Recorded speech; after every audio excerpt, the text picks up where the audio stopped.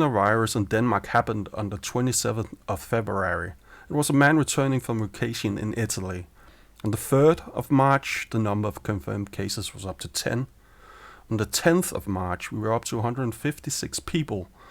But from there, the spread really starts to accelerate. On the morning of the 11th, we were at about 400. In the evening, we passed 500. And today, we have passed 600 confirmed cases. And considering the incubation period, the period before you start to show serious symptoms, is at about 5 days, a lot more people are probably already infected, especially since the measures to limit the spread were not very strict until now. Basically, people who had been in contact with confirmed cases were put into quarantine, but almost no limits on people entering and leaving the country were put into place, regardless of where they were going or coming from. I wouldn't be surprised if we are close to 1,000 by tonight or tomorrow morning. And remember, that is out of a population of less than 6 million. So you have probably already seen this graph, but I'm not sure everybody really understands the problem. Containing and stopping the spread of corona is already too late at this point. A large percentage of the population is most likely going to end up having it at some point within the next year. But if we don't try to limit how fast the virus spreads, our healthcare system is going to have serious problems. It's estimated as many as 10% of cases ends up having a need of intensive care of some sort in a hospital. And a fair amount of those will need a respirator to stay alive. Currently, there are 2 cases labeled as critical in Denmark, but that number is going to rise.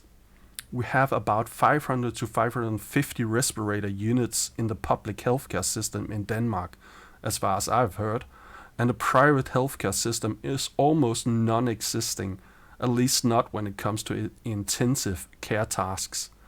And simply increasing the number of respirators is not easy if the whole world is screaming for more. So the number of respirators is the critical number we have to deal with. If the number of critical patients surpasses the number of available respirator units, the death rates are going to go through the roof. Currently, it's about 2% of the infected cases, as far as I know, across an entire population. But that could be much higher if we are unable to provide the necessary care to all critical patients. So keeping the curve of the critical patients below this magic number of 500 respirators is key. And it's why this so-called lockdown has now gone into effect. While it's been labeled a lockdown by the media, it's probably not as severe as you might think. Many shops are still open, people for the most part go to work, and you are more or less free to move about. But almost all non-essential public institutions are shutting down. That means schools, libraries, administration, and so on, while police, hospitals, fire stations, etc. will continue to function as normal. The private sector has been asked to take precautions, so that anybody that can work from home should do so. They should restrict all unnecessary business travel, and public gathering places such as pubs, sports arenas, restaurants and so on has been encouraged to shut the doors for the time being. Until now, any sort of gatherings with more than 1,000 people has been encouraged to cancel or postpone. But here comes the kicker. That will most likely become law from early next week, and the number might even be reduced to 100 people.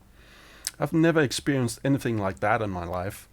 Furthermore, a number of other restrictions are likely to be attached to that bill as well, such as pubs will be forced to close and not just encouraged as it is right now.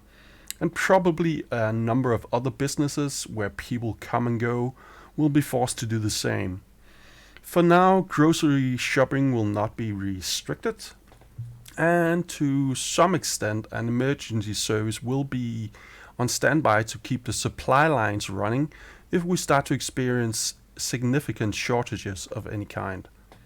So, how did we end up here? Well, a lot of stupid decisions were made by a lot of people. Firstly, we didn't take the problem serious enough to begin with. If we did, we would have started putting travelers coming from certain areas in Asia and Italy into mandatory quarantine as they arrived in Denmark. This never happened, unless you were showing symptoms. And remember, the incubation period is about 5 days.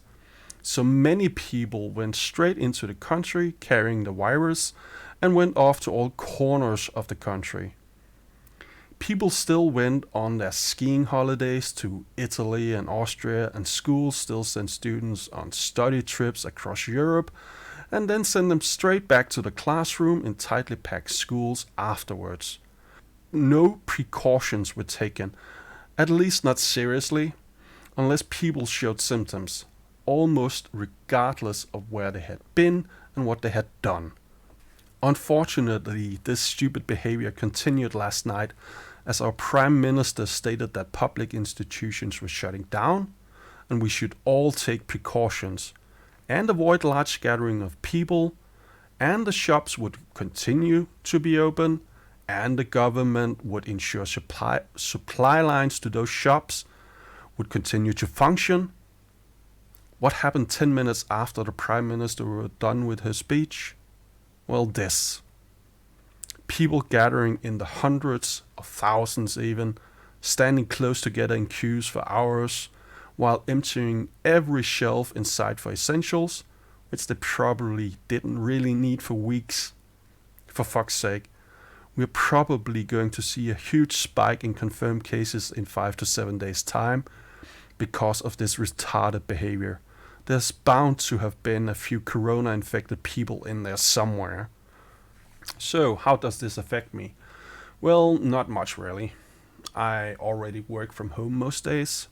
I'm pretty sure my food stores will last me at least 2 weeks. Not because I've been hoarding, but just because I have plenty of pasta, oats, canned goods, and so on laying around always.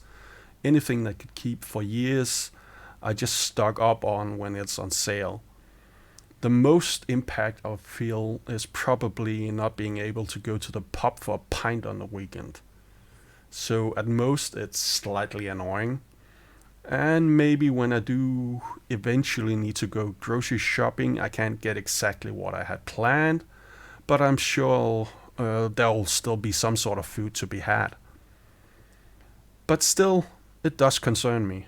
I have 2 elderly grandmothers who are definitely in the high-risk group, and my parents are getting up there as well. And even my little sister does not have the best health right now. Most of all, though, I'm angry at the people who doesn't listen and goes on vacation in high-risk areas.